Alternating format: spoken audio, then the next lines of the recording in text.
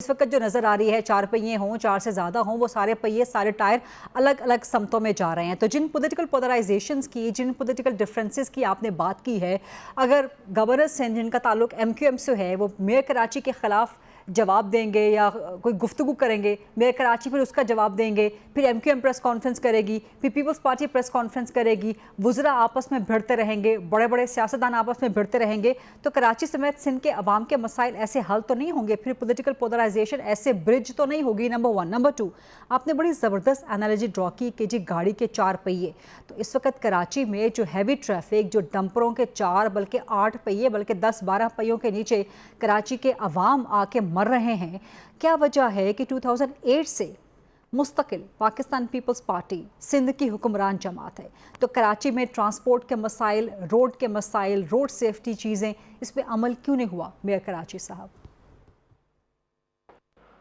देखिए, आपने 2 सवाल पूछे और दोनों बड़े मैं समझता हूँ पर्टिनेंट है। देखिए, मुझे कोई शौक़ नहीं है कि मैं प्रेस कॉन्फ्रेंस करूँ या सियासी बयानबाजी करूँ। मेरा एक काम है, मुझे 4 साल के लिए इलेक्ट किया है कि मैं डेवलपमेंट ओरिएंटेड जो काम कर सकता हूँ वो काम करूँ, कराची की आवाम की खिदमत करूँ। फिर गवर्नर साहब जिनका काम सियासत करना नहीं है, वो एक प्योरली आइनी ओहदा है, उन्होंने तनकीद करते हुए उन्होंने ये बयान दिया कि जी मेयर कराची को अगर इख्तियारात चाहिए तो मेरे पास आ जाएँ और मैं उनको जो इख्तियारात हैं बहैसियत आइनी सरबराह के, वो तमाम इख्तियारात उनको दे दूँगा। ये मैंने उनसे नहीं कहा था, ये उन्होंने खुद ऑफ़र की वॉलंटरली। तो अगर मुझे कोई शख्स कहता है कि यार मैं तुम्हारे लिए ये चीज़ कर सकता हूँ, तो आप मुझे बताइए, मैं अच्छी ऑफ़र को क्यों मना करूँगा। मैं शहर की खिदमत करना चाहता हूँ, मैं शहर के मसाइल हल करना चाहता हूँ। ये पाकिस्तान का इंडस्ट्रियल, कमर्शियल, फाइनेंशियल कैपिटल है, जो कि पाकिस्तान का 65% रेवेन्यू कंट्रीब्यूट करता है आपकी GDP में। तो अगर वो साहब जो कि वफाक के नुमाइंदे अपने आप को क्लेम करते हैं और कहते हैं कि हमारी सियासी जमात का कराची में स्टेक भी है, और वो मुझे कहते हैं कि मेरे पास आ जाए, मैं इख्तियारात दे दूंगा, तो मुर्तज़ा वहाब ने तो सिर्फ ये कहा कि गवर्नर साहब अगर आप काम करना चाहते हैं कराची के लिए और हमारी मदद करना चाहते हैं, तो वज़ीर आज़म साहब से 100 अरब रुपए की एक डेवलपमेंट ग्रांट कराची शहर के लिए ले लीजिए।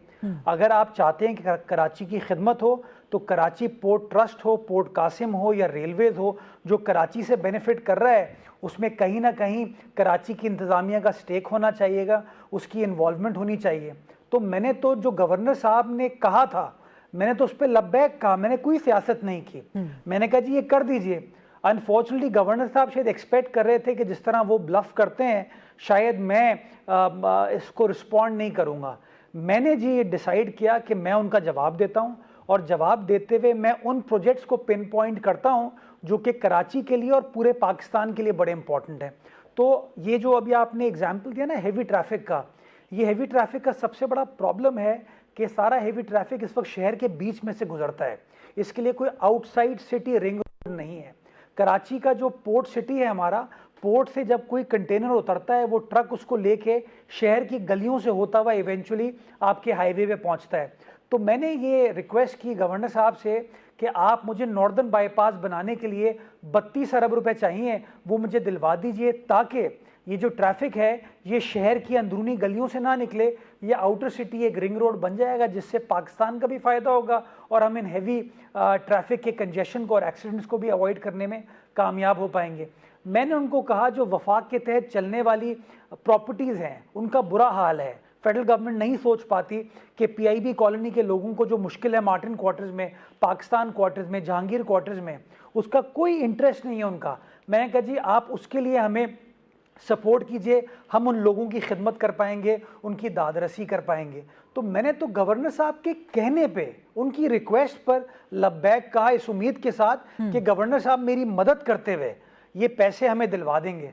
तो गवर्नर साहब को शायद मेरी बात ये नागवार गुजर गई, और उसके बाद फिर प्रेस कॉन्फ्रेंस का सिलसिला स्टार्ट हुआ। अब इवेंचुअली गवर्नर साहब ने ख़त तो लिख दिया है, लेकिन मैं आपके चैनल के तवज्जुह से फिर ये रिक्वेस्ट करना चाहूँगा कि ख़त लिखने से मामला हल नहीं होता। गवर्नर साहब का वादा था कि वो पैसे दिलवाएंगे, वो इख्तियारात दिलवाएंगे।